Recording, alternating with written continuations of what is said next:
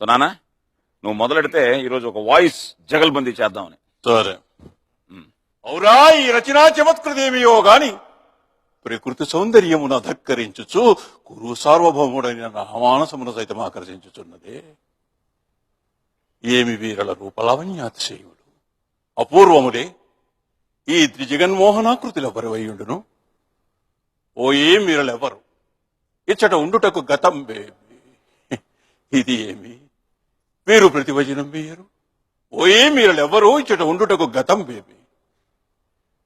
నేనెంత భ్రమపడితేనే నివేశత్వమే లేదు.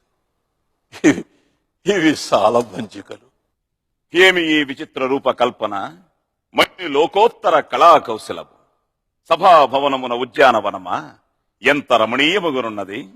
వివిధ ఫలభరానత శేఖాశిఖ తరువర విరాజితంబు రాజిత తరుస్కంద సమాసిత దివ్య సురబిల పుష్ప వల్లీమ తల్లిక సంభాసురంబు బాసుర పుష్ప గుచ్చ శ్రవన్మధుర మధుర సాస్వాదనార్థ సంభ్రమద్భ్రమర కోమల జంకార నినాద మేదురంబు మేదుర మధుకర గణగణాగణ శంకానర్దన క్రీడాభిరామ మయూరవార విస్తృత కలాప కలాప రమణీయంబు రమణీయ కోమల కలాప కలాపాలాప ధూప ధూమాంకుర సంకీర్ణంబు సంకీర్ణ నికుంజ పుంజ సుందరంబు. ఆహా ఈ ఆరామ సౌకుమార్యంబు అత్యంత రమణీయకంబు రమణీయకంబు.